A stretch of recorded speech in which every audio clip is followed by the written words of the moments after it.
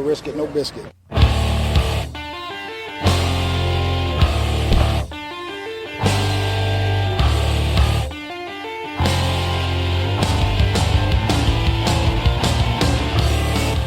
Coming from the Arizona desert, presented by SBNation.com. For Arizona Cardinals fans, by Arizona Cardinals fans, with outsider and insider's perspectives, this is Revenge of the Birds.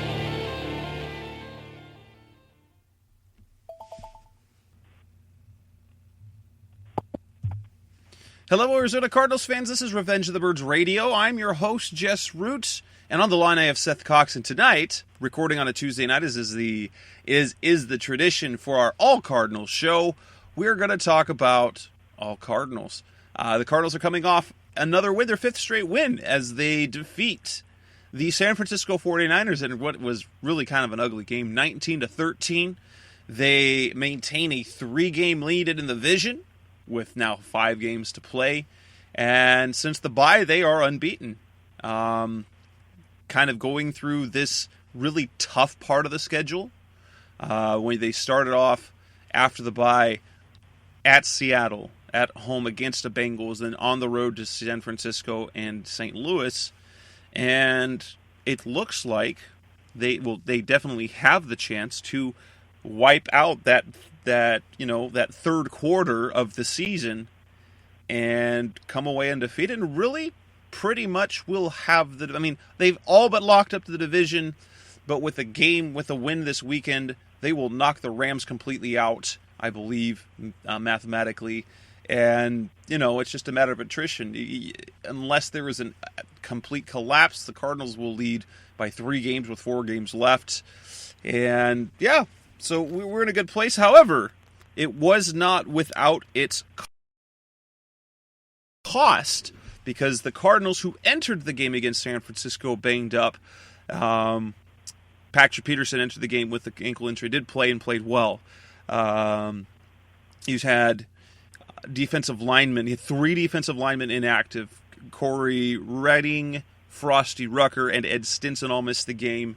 And as a result, they had to they brought in Red Bryant. Lamar Woodley was placed on injured reserve since we last spoke. Marcus Golden became an every down linebacker, as he played almost every snap on Sunday. And Lamar Woodley to IR. Red Bryant, former Jacksonville Jaguar, former Seattle Seahawk defensive tackle, joins the group. And Josh Morrow got the start. And then in the game, a number of injuries that occurred as well. Gerard Powers went down with a calf injury. Chris Johnson went down with a knee injury. And then Andre Ellington, just when you think that he was on track to take over and finish the season strong, had one really nice carry and then injured his toe. He's got a case of turf toe. The news came out, as you've probably heard by now, Chris Johnson actually had not just a knee injury, but there was a chip fracture on his tibia with the helmet that he took to the leg. He has been placed by the Cardinals on the injured reserve designation to return, which means he can come back. He can head back to practice after 6 weeks and be brought back to the active roster after 8. But at this point of the season, that means the earliest he can play is in the Super Bowl. So his regular season is over after rushing for over 800 yards and 3 touchdowns, averaging 4.2 yards per carry. Something that if you looked at what he was, even if he had done that over a 16-game season, you say, hey, that was a really good season. But now Andre Ellington, suffering from turf toe, a sprained toe, is day-to-day. His status this weekend is unknown. So the Cardinals made some other adjustments. They promoted Kerwin Williams, kind of the end-of-the-year sensation at running back from last year, promoted him to the active roster to join David Johnson. Stephon Taylor's the only healthy running backs on the roster. And then as well, because of Gerard Powers' injury, being that the only depth that they had behind Justin Bethel was former undrafted rookie Robert Nelson Jr. out of Arizona State, they released Nelson and signed Corey White, who has some time this year with the Cowboys, spent some time with the Saints, 41 games, 19 starts in his career. He joins the active roster. I completely expect that Nelson will be signed to the practice squad after he clears waivers. The Cardinals also made a pair of practice squad moves as they released Brandon Bostic, tight end, known for botching the onside kick last year in the NFC Championship game, leading to the Seahawks going to the Super Bowl, and replaced him with former Texans safety, former second-round pick DJ Swearinger, who now joins the practice squad as they load up with defensive backs, it appears, to give them some depth, that they've had some issues there defensively with the depth. So let's go ahead and get things started. Seth, how are you doing tonight? And how does it feel to be 9-2 at this point of the year? It's good. I think they're 2 games, 1 game ahead of where you and I have them. And, coming out of San Francisco and going into St. Louis, I think you're cautiously optimistic about getting through to, the last quarter of the season and enjoying a kind of, hopefully healthy run into the playoffs and through the playoffs. So, obviously the Johnson loss looms a little bit, but outside of that, I think everybody is fairly replaceable at this point that got injured and is out. So let's talk about that. Basically, what we're going to talk about in this show tonight is, we're talking about the injury situation. How serious is it? Is there reason for concern? What does that do to the team moving forward? We'll talk about the 49ers game, the 19-13 win. What is there to worry about from that game? Is there any worries? Talk about the good and bad. And then we'll look forward to the Rams game as they will wrap up their NFC West road schedule this coming weekend against a team they already lost to. That Bruce Arians was caught in the post-game speech as the team admittedly states they don't really like the Rams. So this will make for an interesting matchup this weekend. A Rams team that looked promising, and then sort of remember a few weeks ago when we said that they could be meeting again and be sitting at 7-3?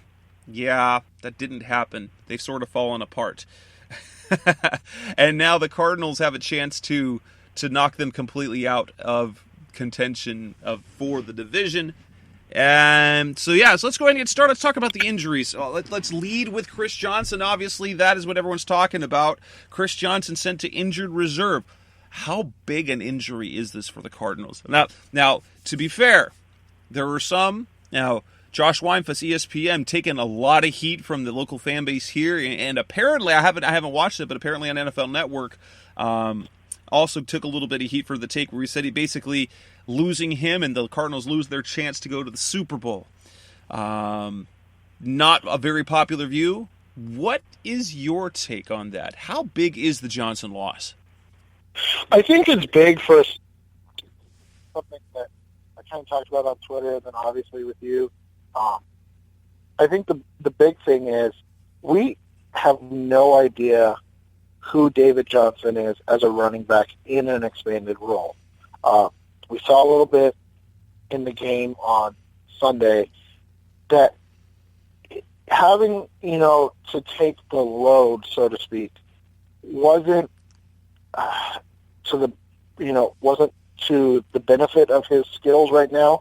That doesn't mean it won't be better when he's the main focus of the game plan over the week going into St. Louis.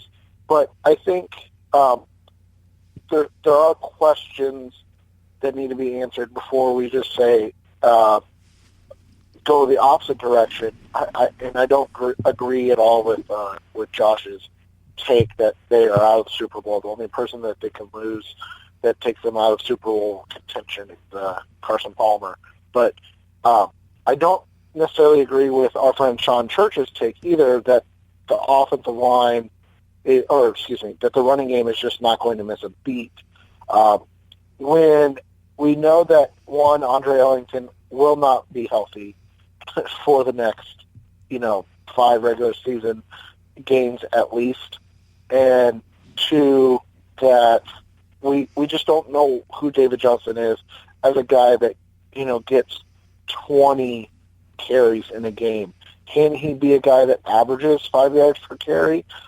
That's asking a lot, especially of a third-round running back from a small college that wasn't expected to, really contribute much to start with. So I think that's the one issue, but I don't think it's as dire of a situation as Josh Weinfuss put up, but I still do think that we should be slightly cautious with our, everything will be fine, it's no big deal. And here's my take. I understand where Weinfuss is coming from on this, because if you look at this year's team, where has it been special? It's been special offensively. The defense statistically has been good, but you don't get a feel, I haven't had the feel this year, that this defense is dominating. This defense has been very good, mainly because the offense has been so very good and has put the defense in very good positions. That's my take on that. And what has made the offense special this year? The reason why the offense has been so special this year has been performing at levels we've never seen for the Cardinals and really from any Bruce Arians offense, has been the dimension of the running game. And not just the big play capability of someone like Andre Ellington, but the steady play inside the tackles that they had early on in the year when Chris Johnson was gaining, a solid, pretty much every gain was a positive.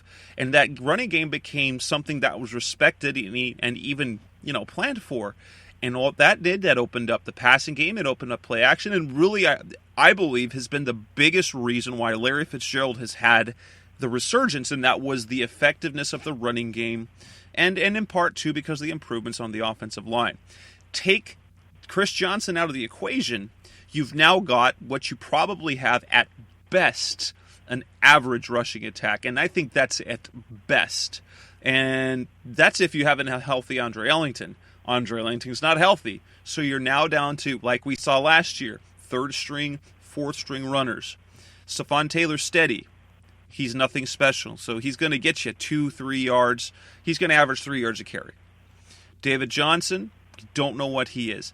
And so if you look at this offense, which has been rolling, and it been, aside from this weekend, really has been pretty, as what you can call a special offense. Take that special away, and they're just a pretty good offense. And I think production-wise, we're going to see, moving forward, an offense that looked like what the Cardinals were doing a season ago, when they were playing really well, mind you, and Carson Palmer was playing well. But it was not a balanced offense, and it was relying heavily on Carson Palmer's ability and relying heavily on the defense. The defense has not had to be leaned upon except for in specific moments, pretty much, where they had to come up big in certain situations. And so, I don't think that takes them out of Super Bowl talk. I think it does as I looked at the NFC, even though Carolina had the record that it is, and I still looked at the Cardinals as saying the Cardinals are a better team. I don't know if I can say that without Chris Johnson that the Cardinals are the better team in the NFC against the Panthers. Can they win? Yes. I think there's still more talent, but I don't think that it's with you lose that aspect of the running game. You lose what makes this offense special. And so now it's just going to be a pretty good offense with a pretty good defense, which at this point in the year, they have enough cachet built up. And they have, if they get past the St. Louis game, they've got 3 of the last 4 games at home. So they're in great shape. Then, get Andre Ellington healthy for the playoffs. And if he can stay healthy for 3 games, or even 2 games, then if Chris Johnson can come back for the Super Bowl, and then you still might have yourself a Super Bowl team and a Super Bowl champion. Right, and like we've said, and I think needs to be kind of really hammered home is that we're not saying that the running game is screwed or over or anything like that. As much as we're saying we just don't know, right? Like, one, there's a reason that David Johnson was third string still, right? Like, it's not like he's a rookie. There's some things he doesn't do well. He doesn't pick up all the blitzes. He doesn't always know his hot routes, and so he's out there. There's going to be some plays, depending on what happens, he's going to be a liability. Yeah, and to be completely fair, he hasn't shown the I don't want to say ability because he has it, maybe the desire, but I hate ever saying that to any grown man. But like the desire to don't tell it to Jeff Fisher. Yeah, the desire to run between the tackles, with authority. Everything's very finesse with him right now, and he's really patient. He's super patient, almost too patient to wait for something to open up rather than just before, like trusting his line to say, okay, I know that's going to open up, so I'm going to hit it just as it opens rather than waiting for it to happen. And instead of anticipating, he's waiting. Yeah, and so I think that's what we're going to want to see developed. But, I tweeted this out too. If he struggles, or worse, if he's just not very good and ends up getting kind of benched for Kerwin Williams, that doesn't mean that he's a bust or anything of that nature.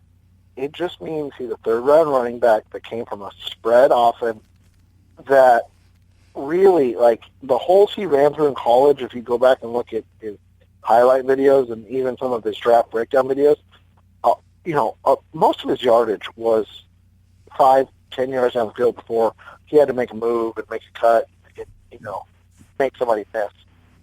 That doesn't happen in the NFL. So there's an adjustment period. They weren't drafting him to be the guy this year. So I think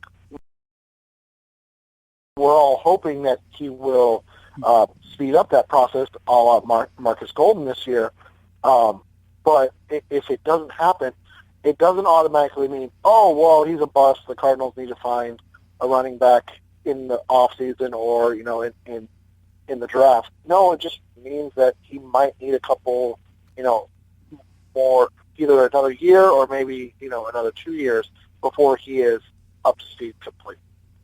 And that's fine. And what's nice is because the Cardinals have had depth, Stephon Taylor's nothing special, but he is also able to do that, and you can see it. I imagine. I wonder how much they're going to lean on him early, or if they'll already jump over to Kerwin Williams. We've already seen Kerwin Williams perform at an NFL level. He was capable. Now, I will back this up and kind of say there was a reason why he did as well in his debut with the 100-yard rushing game against Kansas City. Kansas City was one of the worst teams against the rush in terms of yards per carry. Not to take anything away from Williams there, that's something that we need to mention. So he ended up, so he had 100 yards in his first game. He ended up after 5 games with 246. So all is not lost. Ellington is day-to-day. We've got this weekend where you're going to see the bulk of the load. You're going to see David Johnson, you're going to see Stephon Taylor, and I'm sure we're going to see Kerwin Williams as well. But this offense, I do think it will be affected because even if they can run the ball a little, they don't. As we saw last year when they were winning, they don't have to run the ball really well. They don't have to run the ball at the levels that they were doing with this season early on. They just need to run it just enough to keep the other team balanced, to get them off balance, and more importantly, if they get a lead, which they can do, they can run the ball just well enough to take some time off the clock. We don't need them to be rushing for 5 yards of carry, and we don't need to carry the ball. They don't need to rush for 150 yards. If they carry the ball, if they get 35 carries as a team for 110 yards, that's really good for me. It is, and also going to allow them as a team to consistently open up the downfield type stuff and be able to do different things. The thing with Kerwin is this, and something that we talked about a lot with Chris Johnson, and so I'll talk about it again. He is a running back that keeps you on schedule. The difference, he's basically Chris Johnson with without the breakaway. He doesn't have the breakaway ability. He's not quite the. Yeah. He's not going to. Because what Chris Johnson can still do, he can put his feet in the ground and lose you, because he can make a guy miss him.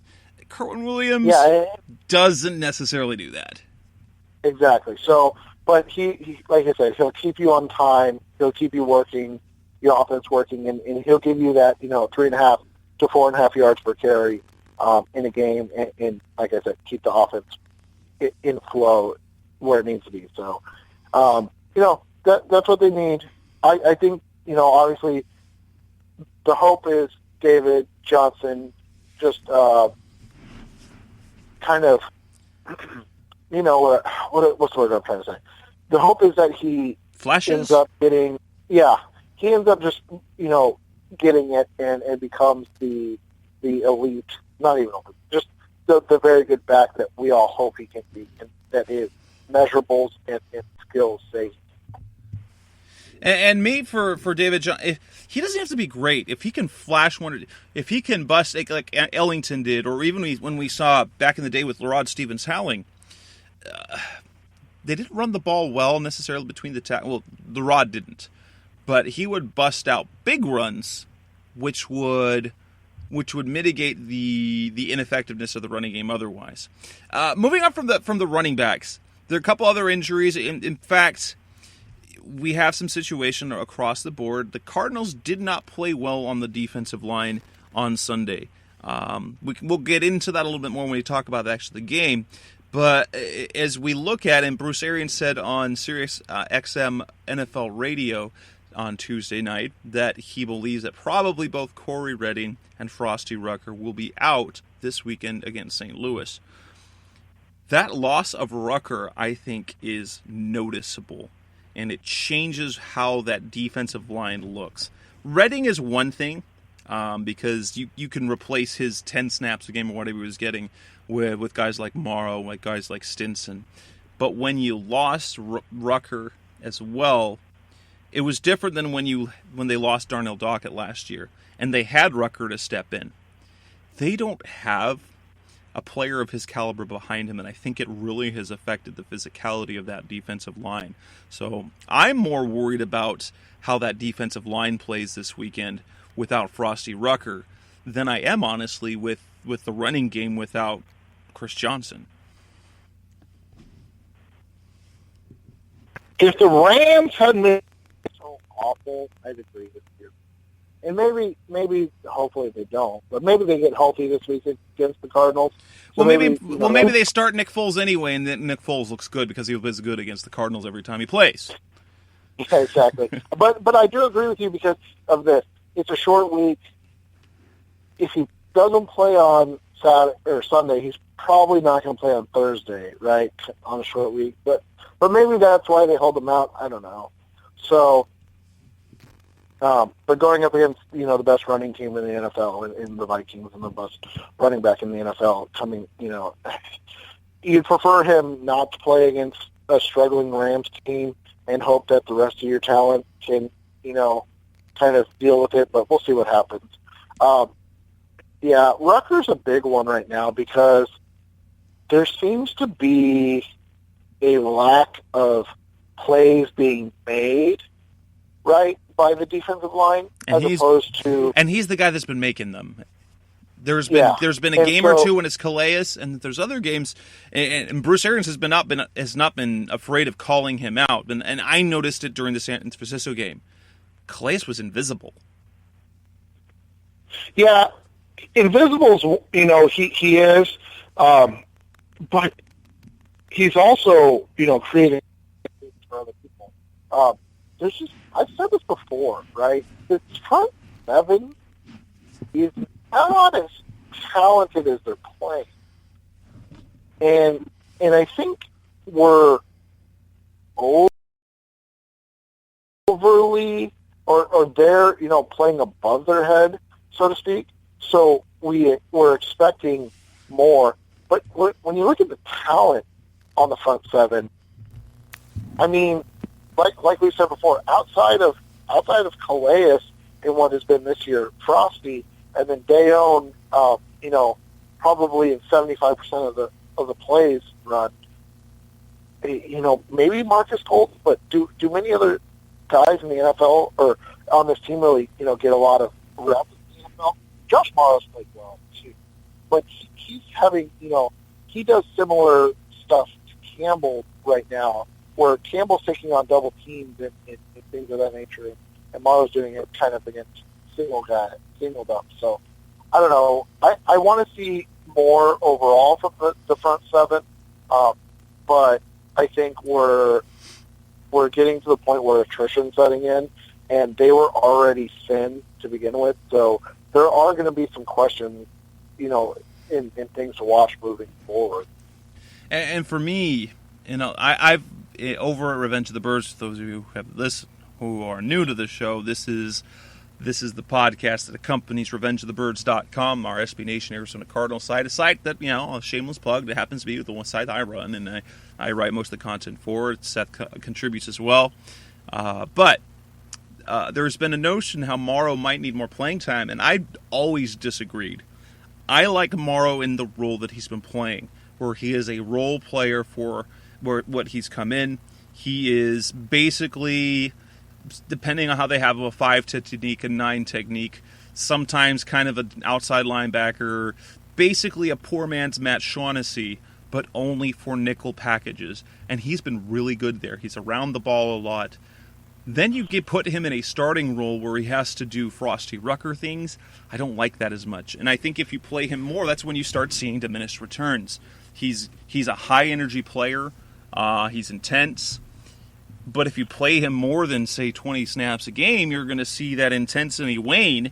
And he's playing a different position. He's doing a different role, and in different sets where instead of seeing the double tight end formations, it's more spread out where they've got one tight where he's got to go against. And I, as much as Morrow has been a good contributor, I don't like him in that starting role at all.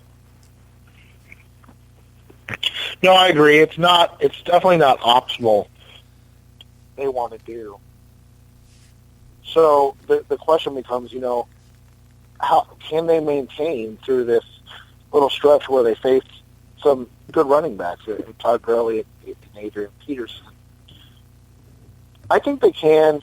I don't think there's any reason to think that they can't. I mean, Sean Drone had an okay game.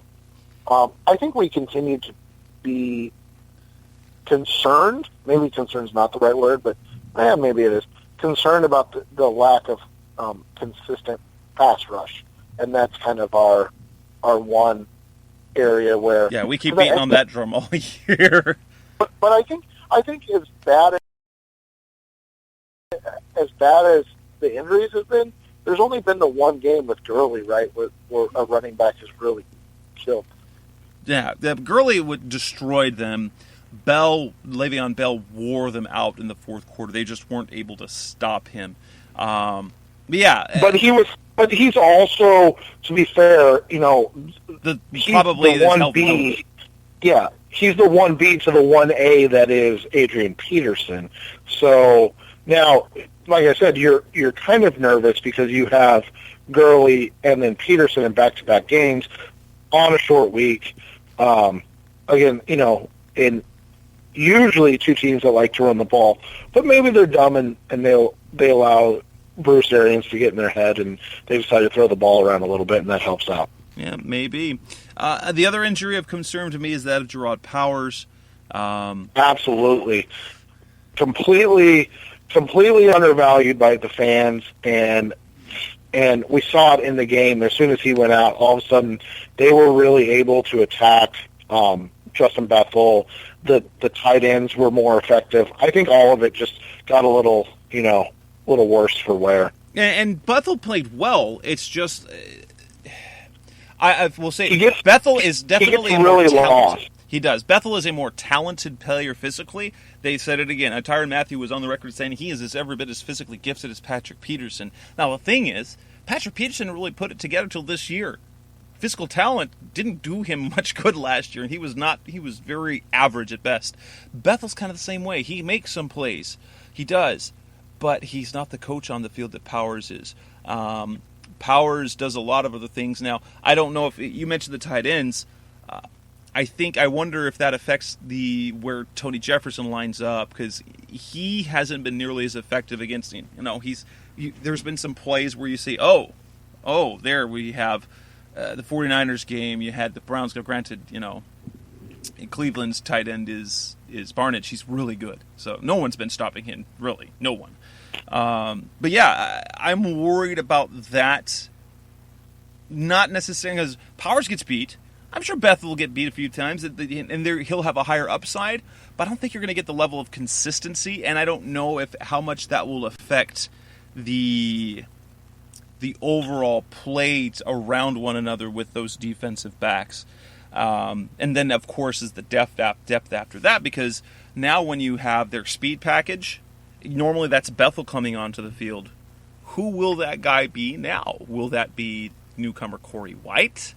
Will they go with Alani Fua and lose a little bit of speed? Bring a linebacker instead, just a different type of linebacker. I'm interested in seeing how that plays out.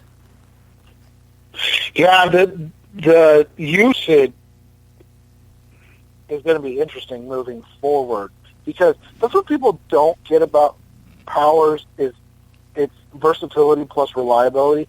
He's going to give up.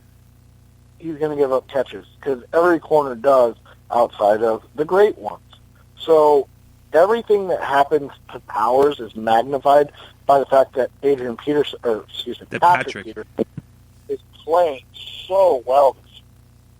So it's magnified in that regard. While on the other hand, you have Gerard Powers, who's pretty much steady. You know what you're going to get from him. It's not, it's not great, but he'd start on any. He'd start on any team in the NFL. Oh yeah, I mean, outside of maybe the Jets, right? Like he'd still be their third corner.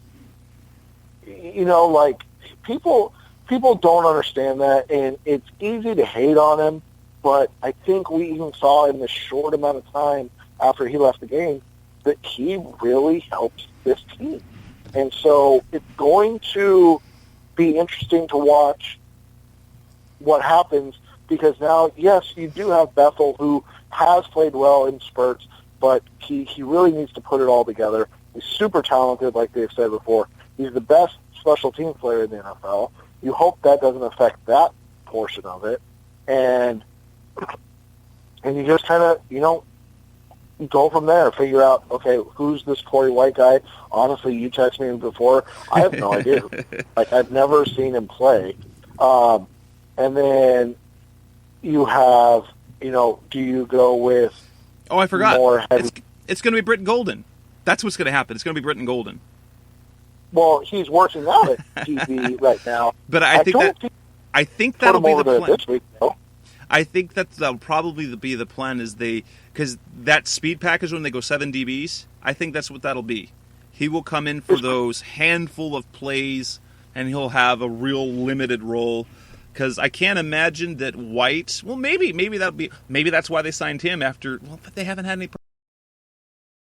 practice, so I think that's going to be the case. They've got White and they've got Golden, who doesn't get any playing time on offense. And according to what I saw from Mike Jurecki, he played defensive back in high school, but most receivers do as well. So it'll be interesting to see what he does, if he is a liability out there or if he's smart enough to make a contribution. After all, we did see the Patriots way back when they used Troy Brown, who was one of their important receivers. He became their nickelback, and hey, they managed So maybe put J.J. Nelson over there. I don't know. Well, Nelson's done. He was cut. So they've got Corey White that's left on the roster. So it's I said put J.J. Nelson over. Oh yeah. He couldn't tackle anybody. I meant to ask you this before, so I'll just ask you now. Is Chris Clemens on IR? Yes, he was put on IR early in the year. I don't. Well, let me check and see if he's still there. But I imagine I have an inkling that probably what happened is that because he didn't have a serious injury, they placed him on IR, and he has since, he's gotten an injury settlement, so he's free to sign with whomever. But so can he come back here? I don't I mean, I know the rule is after week 10, but I don't know what it is later in the year, so I'm not sure. I think he could. I think that's a rule. I'd have to look up. That's interesting because he was getting reps in that speed package, as you talked about. And so it's interesting if he could come back or if he's healthy, why they wouldn't bring him back. That would speak to me that he's probably not, but I was just curious. So, well, let's talk a little bit about. So we've talked about those injuries, and other than we don't know anything about Corey White, other than he's got 19 starts in his belt. He's played a couple years. But he's been on the street for a while, so we'll have to wait and see. The San Francisco game, would you characterize that as an ugly win? Now, I want to preface this. It was not pretty football, and and for a lot of people, it was a disappointing the way they got the win. I took the opinion of this. I thought the game was going to be a boring game. I didn't think it'd be this close. I thought it would be closer to a 27-13 game. That's what I thought. 27-6, 27-13. But I did not expect the Cardinals to completely dominate and steamroll them because of a couple reasons. One, division games on the road never go the way you think they're going to go.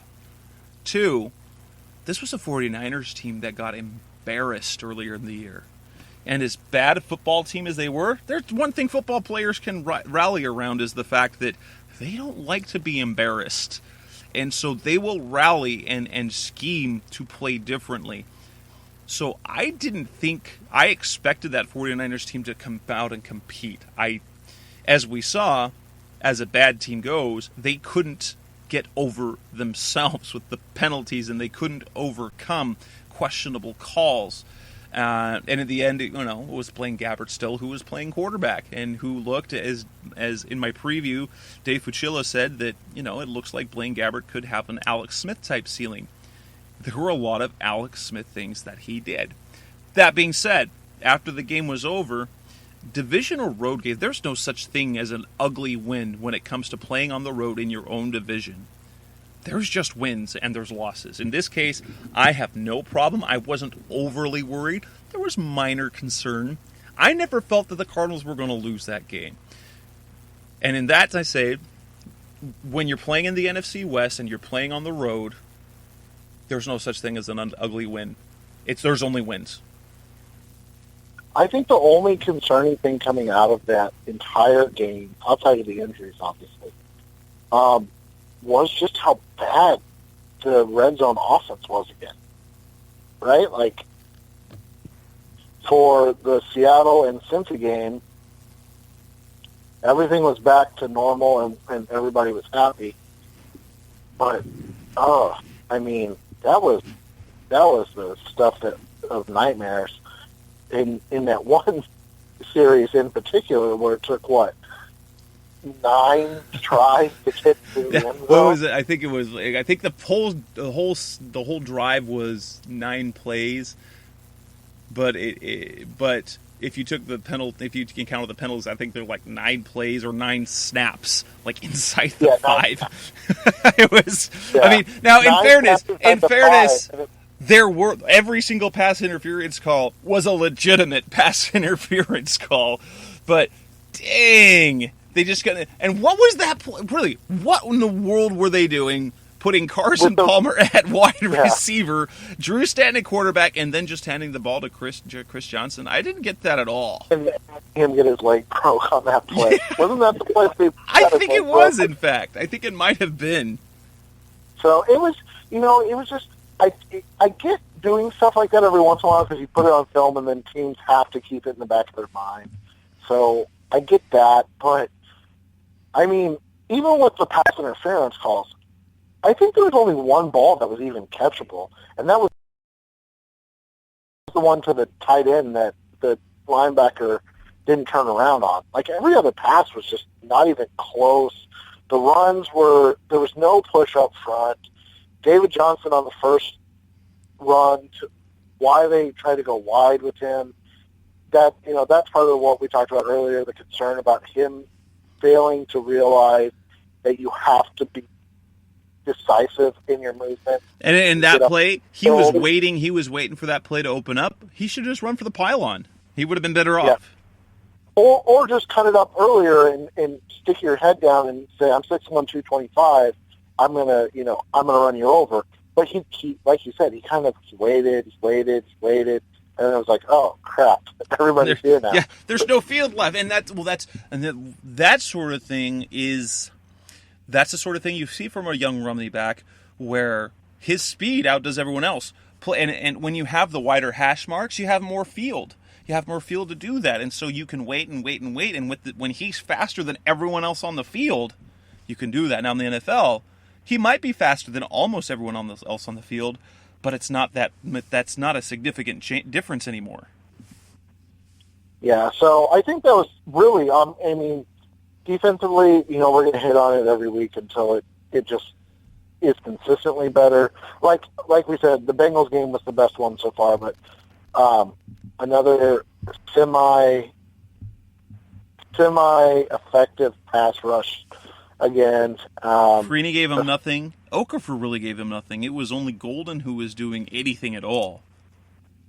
And so I think you're just at the point where those are the only two things that come to mind, really. I mean, yeah, the lack of ability to get a push in the run game was concerning, but Upati didn't look healthy the entire time. Valdir, he's been very average this year, which is, way above average in terms of Cardinals fans. But I don't think he's been as dominant as he was last year. And then the trio of Sinline, Larson, and Massey was just unfortunate to watch. I was disappointed with what's his name, Larson, after he had really shown something the week before that maybe they weren't going to miss Cooper too much while he was out. So now all of a sudden I'm yearning for Jonathan Cooper to get back in. So that tells you just how bad I thought Larson was in the game. So, I think overall the game, like you said, it's a division game. You've got a ton of injuries. I think you're happy with the win. But you're definitely concerned with just little things like, red zone efficiency on offense, and then, are they going to be able to develop a pass rush ever?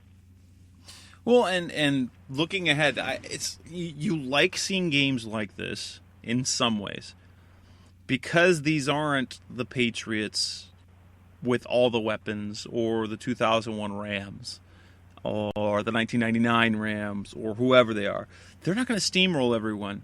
And unlike San Francisco, who, as we've seen Cardinals teams in the past, bad teams, what they can't do? They can't get out of their own way. They can't overcome, things that any adversity. The Cardinals did just enough. They played well enough.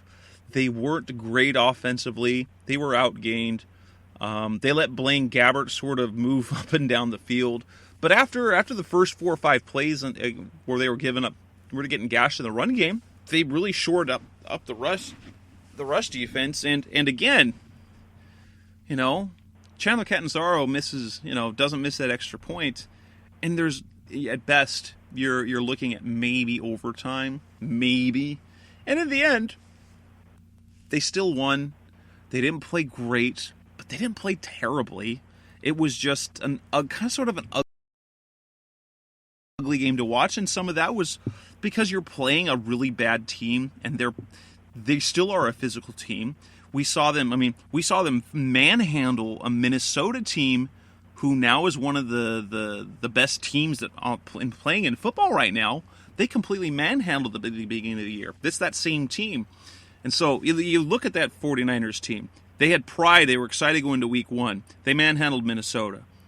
They had some hard times, but they were embarrassed by the Cardinals, and so they show up with that same sort of intensity, and they dominated both. They dominated the line of scrimmage on both sides of the ball, and the Cardinals still beat them.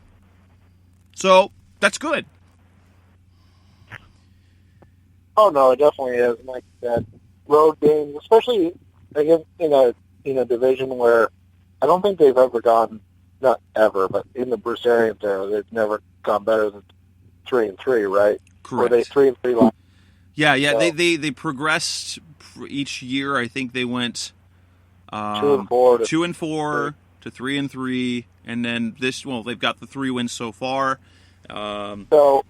So yeah, that was a big, because now they're at least 500 in the division, something we talked about to begin the year with, that they had to be at least 500 if they were going to be a contender, and now they put themselves obviously in a position to go 5-1.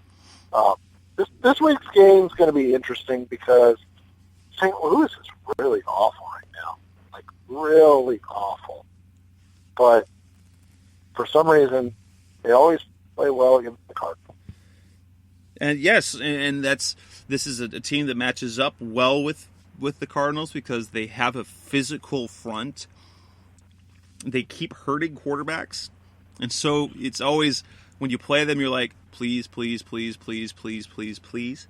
And well, we don't know what we're going to see this week. Is it going to be Foles? Is it going to be Sean Mannion? Are we going to see Sean Mannion this week?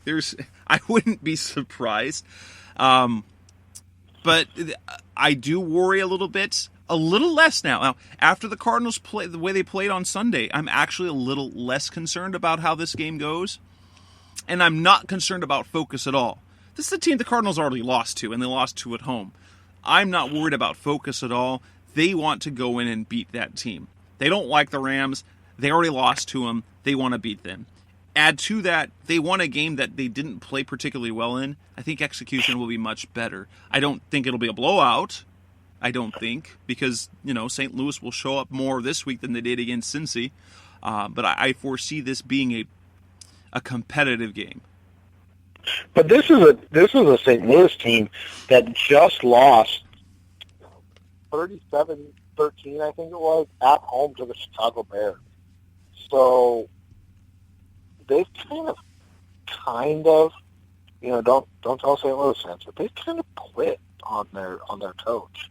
Hey, so, hey, you can kiss his beep if you're talking about the effort that they're giving. Yeah, and I get where Jeff Fisher's coming from, but God, it's been, the last couple games have been not pretty at all. After we talked.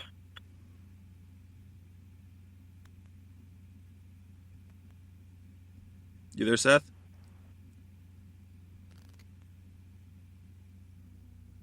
Oh, did that happen again?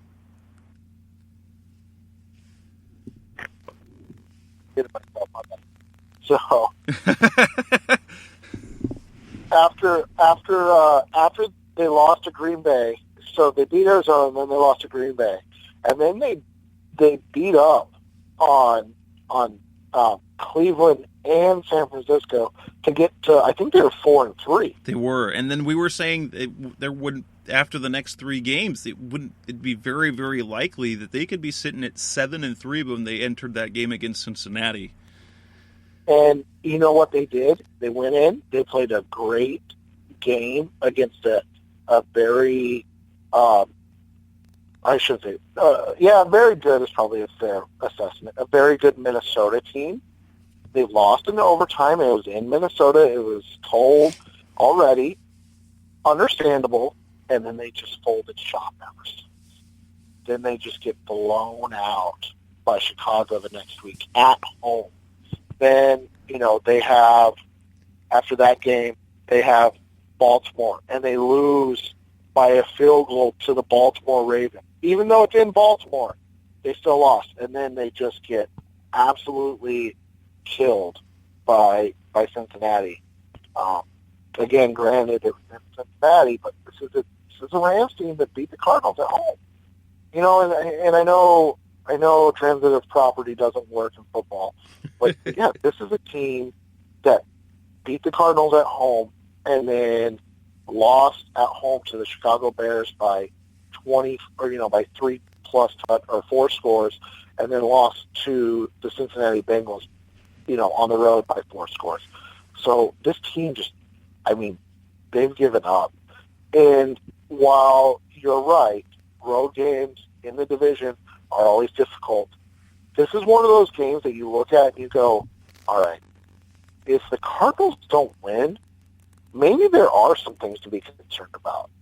Because, and maybe that's not fair, but like I look at this game and I'm like 30-10, I think is a fair assessment to put on it before it even happens. That's kind of what I see, because the Cardinals are just so much the better team right now.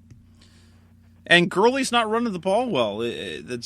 He went from being the next Adrian Peterson to suddenly looking very average. I don't want to see the Cardinals beat the team where he opens it up again. Now, granted, again, I'll point out they did have him completely bottled up for 3 quarters. 15 carries for 23 yards, I think it was through 3 quarters. So he didn't look that great until he completely gassed them in the 4th quarter. I'm excited for this game. I'm worried a little bit about this game, but not too much. But I'm more than anything, I'm excited because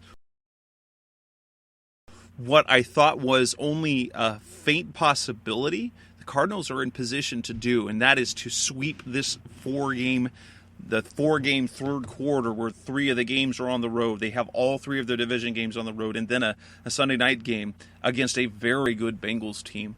And that, improved to 10-2 on the year.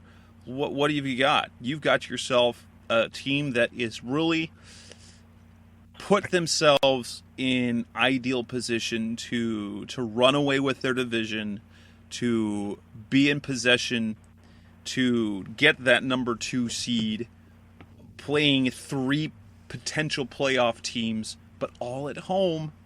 And then another team that, Philly, who knows, because it's the NFC. So they might be facing 4 playoff teams the rest of the way. Yeah, and I think they end up, they gotta survive from a health standpoint, because talent-wise, like I said, there's not a matchup that concerns me. But they have to survive from a health standpoint, and then from there they have to be ready to go on that Thursday night, because they're going to get a team that is kind of what I worry could be their kryptonite, and a team that just is going to come out and just pound the ball, let Adrian Peterson run into the wall that is the Arizona Cardinals defense. So it's important to continue the momentum, but it's also important to remember that, that Thursday night game after a win in St. Louis could be for seeding. And if Minnesota comes in, I think they're 7-3 right now, or 8-3 right now. Yeah. Right? Yeah, if they come in and they win that game, they hold that tiebreak. Yeah, then there's a 2 seed, right? And I can tell you the one team I don't want to face in round 1 of the playoffs is the Seattle Seahawks. Oh my gosh! So no.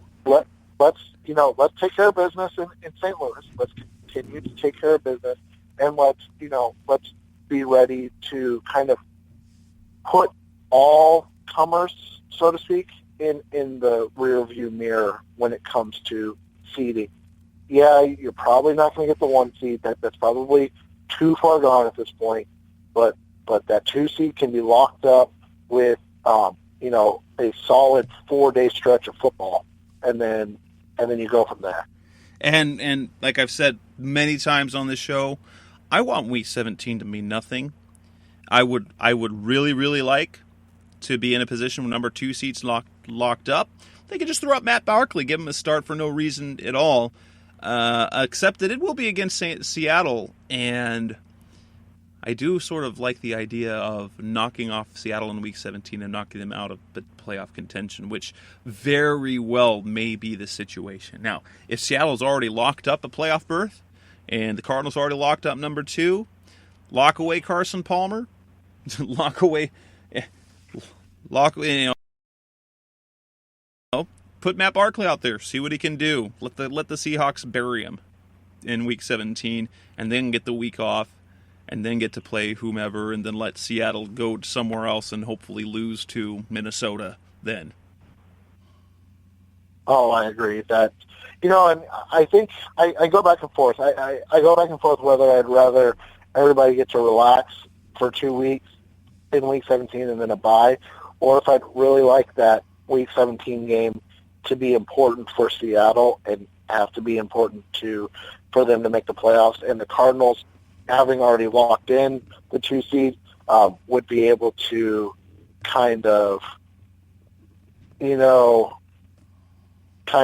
just put their best foot forward and maybe knock out their rivals and really amp up this rivalry for the first time, where it is a true rivalry instead of a one-sided affair with a team that's a consistent Super Bowl contender over the last 3 years, and there's the Cardinals. So I think that would be fantastic.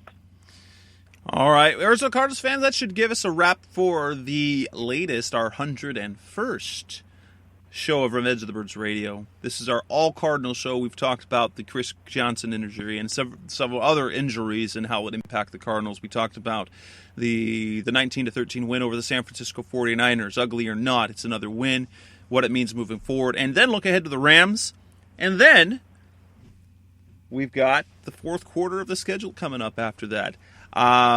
Being that I've already talked to Joe McAtee over at Turf Show Times, I'm unsure if I might be able to get him a podcast. I'm not sure if I'll have a preview show this week. If not, you'll hear from us on the same bat channel, the same bat hour, and we'll be on Revenge of the Birds Radio talking to Arizona Cardinals, hopefully after a win over the St. Louis Rams, improved to 10-2, 4-1 of the division, and basically locked up the NFC West completely. That's Seth Cox. I'm Jess Root. And thanks for listening. This has been Revenge of the Birds Radio. Have a good night, everybody. Have a good night. You've been listening to Revenge of the Birds. Keep the conversation going by visiting revengeofthebirds.com. Follow us on Twitter at Revenge of Birds. You can also find us on iTunes at facebook.com/revengeofthebirds.